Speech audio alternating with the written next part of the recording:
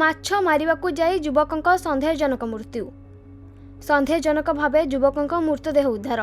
କେନ୍ଦ୍ରାପଡ଼ା ଜିଲ୍ଲା ନିକିରାଇ ଥାନା କୋର ଗାଁରେ ଏକ ପାଟନାଳୀରୁ ଜଣେ ଯୁବକଙ୍କ ମୃତଦେହ ଉଦ୍ଧାର ହୋଇଛି। ମୃତ ଯୁବକ କୋର ଗାଁର କାଳନ୍ଦୀ ଚରଣ ଦାସ ବୋଲି ଜଣାପଡ଼ିଛି। କାଳନ୍ଦୀ ଶୁକ୍ରବାର ସକାଳେ ଜାଲ ନେଇ ମାଛ ମାରିବା ପାଇଁ ସ୍ଥାନୀୟ ବେରୁଆ ପାଟକୁ ଯାଇଥିଲେ।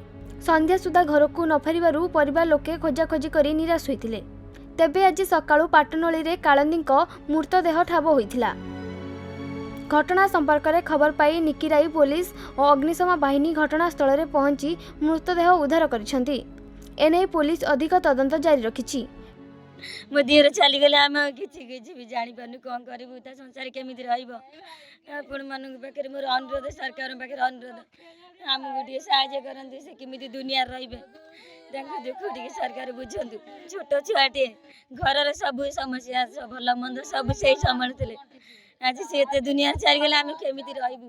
ସିଏ ସବୁଦିନ ଛଡ଼ ପକାଇବା ପାଇଁ ଯାଏ, ସେ ପାଟନାଳୀ ଭିତରେ ଛଡ଼କୁ ଯାଏ। କାଲି ସେ ଆସିଛି ଛଡ଼ ପକାଇବା ପାଇଁ, ସେ ସବୁଦିନ ଯେମିତି ଯାଇଛି। ତାପରେ ରାତିରେ ହେଲା ବେଳକୁ ଯେ ନ ଫେରିବାରୁ ସମସ୍ତଙ୍କ ଘର ଲୋକ ଗାଁ ଲୋକ ଆସି ବହୁତ ଖୋଜାଖୋଜି କଲେ। ଫାୟାର ବାଲାଙ୍କୁ ଇନଫର୍ମେସନ୍ ଦେଲେ।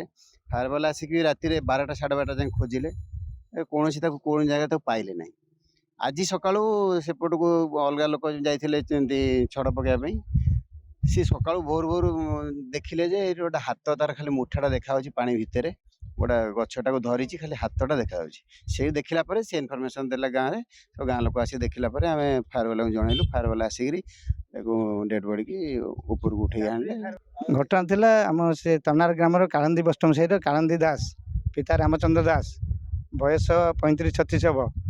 ସେ ଜଣେ ଗରିବ ଲୋକ। ସେ ବିଲକୁ ଆସିଥିଲେ, ବିଲ ଦେଖନ୍ତି, ବେଳେବେଳେ ମାଛ ଫାଛ ଧରନ୍ତି। କାଲି ସନ୍ଧ୍ୟା ସୁଦ୍ଧା ଯେତେବେଳେ ଘରକୁ ନ ଫେରିଲେ ଦିନରୁ ଆସି ଆମ ଗାଁରେ ବହୁତ ଲୋକ ଶହ ଶହ ଲୋକ ଖୋଜିଲେ, ପୁଲିସ ବି ଆସିଲେ, ଫାୟାର ଷ୍ଟେସନ ଗାଡ଼ି ସେ ଖୋଜିଲେ, ପାଇଲେ ନାହିଁ। ଆଜି ସକାଳୁ ଦେଖା ବେଳକୁ ସେ ପାଣି ଭିତରେ ନାଳି ଭିତରେ ଯେଉଁ ଗୋଟେ ନାଳି ଅଛି, ନଈ ଟାଇପ୍ର ବୁଡ଼ି ଯାଇଛନ୍ତି।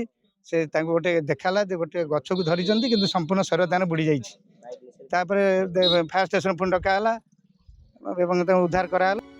କେନ୍ଦ୍ରାପଡ଼ାରୁ ମଳୟ କୁମାର ସାହୁଙ୍କ ରିପୋର୍ଟ, ଖବର ଓଡ଼ିଶା।